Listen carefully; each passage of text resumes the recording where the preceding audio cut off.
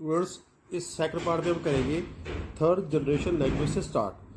तो अगर आप देखो कि थर्ड जनरेशन लैंग्वेज को क्या बोलते हैं, 3GL means third generation language, the limitations of machine language and assembly language led programmers to develop a language which is machine independent, resembles English or any other spoken languages and includes familiar mathematical symbols।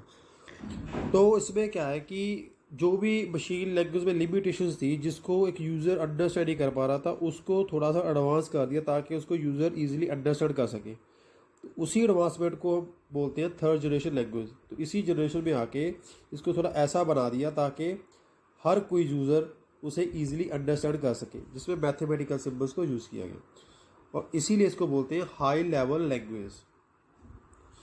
ठीक है, तो जो machine language थी वो थी low level language, ये है high level language. The instructions written in high level languages are easy to understand and write. इसमें जो इंस्ट्रक्शंस दी गई होती है उसको ईजिली अंडरस्टैंड किया जा सकता है, उसको ईजिली राइट किया जा सकता है। ठीक है, क्योंकि ह्यूमन मेड है ये। Some example of high level, अगर आपसे पूछे कि हाई लेवल लैंग्वेज की कोई एग्जाम्पल दो तो आप दोगे Fortran, COBOL, basic, pascal, C++, जावा और सो। जो भी ये आप आजकल यूज़ करते हो C++ वगैरह, जावा और कोबल वगैरह, वो सभी क्या है, हाई लेवल लैंग्वेजेस हैं। ठीक है, अगर आपसे पूछे कि एक कंप्यूटर, जैसे मैंने पहले बताया, यहाँ पर उन्होंने लिखा है कि कंप्यूटर तो एक मशीन लैंग्वेज को यूज़ करता है, उसी को अंडरस्टैंड करता है क्योंकि वो खुद एक मशीन है। ठीक है, तो फिर असेंबली लैंग्वेज का क्या फ़ायदा। तो इसलिए इन्होंने एक ट्रांसलेटर को बनाया, उसको यूज़ करते हैं ट्रांसलेटर को, ताकि वो मशीन लैंग्वेज को कन्वर्ट कर सके किसमें, असेंबली लैंग्वेज में, और वाइस वर्सा। तो इसका मतलब ये है कि कभी भी अगर मशीन लैंग्वेज हो उसको अंडरस्टैंड कैसे करेंगे, ट्रांसलेटर की हेल्प से।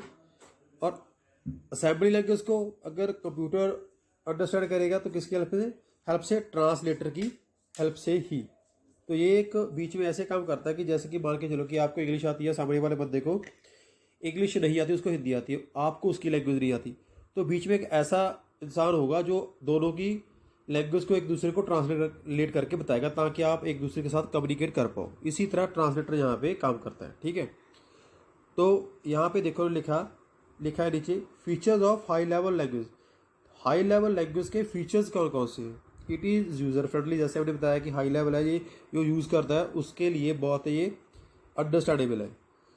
It uses English words and mathematical operators which makes it easy to understand, क्योंकि इसमें वर्ड्स, इंग्लिश के वर्ड्स यूज होते हैं और मैथमेटिकल ऑपरेशन यूज होते हैं, इसलिए ये ईजिली अंडरस्टैंड हो जाती है।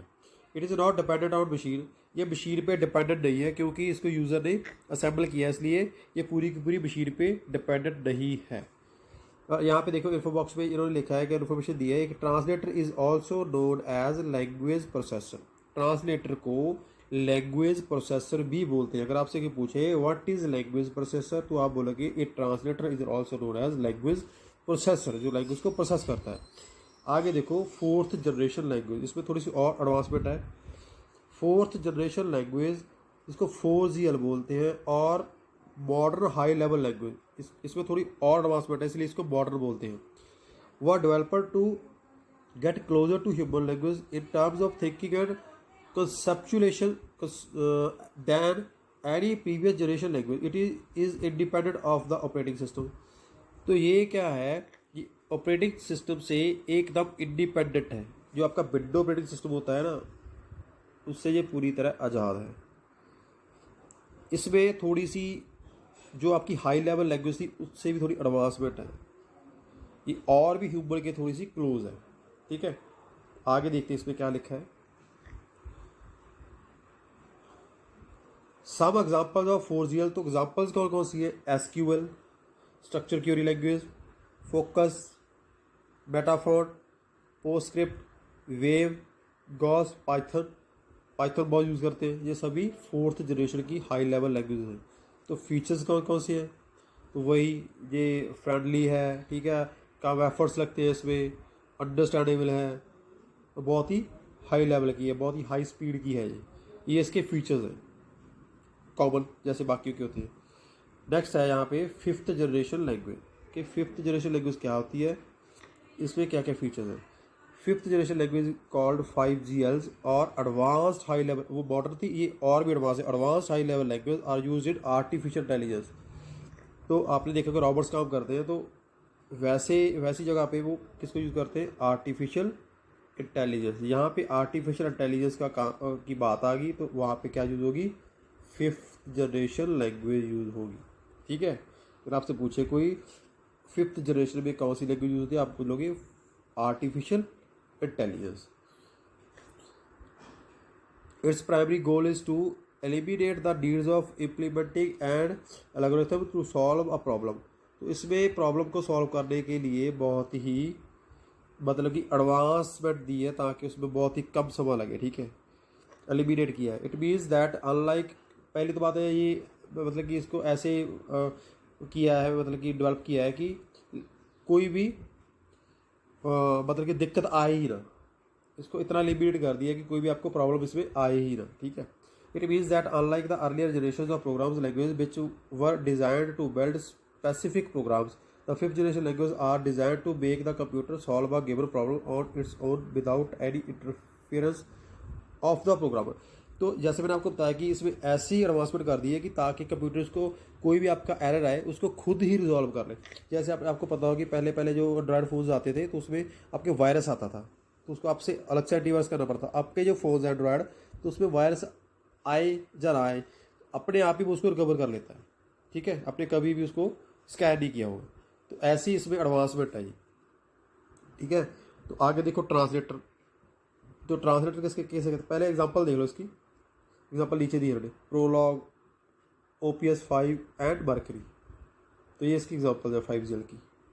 ट्रांसलेटर क्या होता है, जैसे मैंने आपको पहले बताया कि अगर मशीन लैंग्वेज को असेंबली लैंग्वेज में कन्वर्ट करना हो और वाइस वर्सा, इसको इसमें करना हो, तो हमें ट्रांसलेटर की ज़रूरत पड़ती है। और ट्रांसलेटर कितने तरह के होते हैं, 3 तरह के, असेंबलर, कंपाइलर, इंटरप्रेट।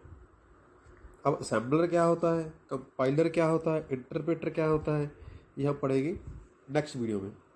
ठीक है, यहाँ पे उन्हें यही दे रखा है कि ट्रांसलेटर और लैंग्वेज प्रोसेसर, इसे हम ट्रांसलेटर भी बोलते हैं, लैंग्वेज प्रोसेसर भी बोलते हैं, converts the instructions into a machine language to make it a computer understandable language. इसको इसलिए वो ट्रांसलेट करता है ताकि असेंबली लैंग्वेज को कंप्यूटर, क्योंकि मशीन है एक, इसलिए मशीन में कन्वर्ट करता है ताकि उसको ईजिली अंडरस्टैंड कर सके।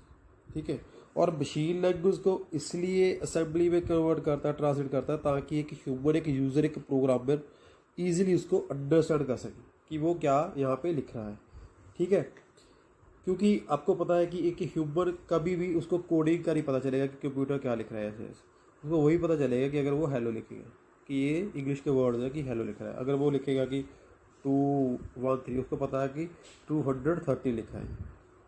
ठीक है, तो इसीलिए हम ट्रांसलेटर को यूज़ करते हैं। ट्रांसलेटर के 3 तरह के होते हैं, तीनों के बारे में आगे दे रखा है दूसरी वीडियो में। ठीक है, वहाँ से आप इसको देख लें। Thank you.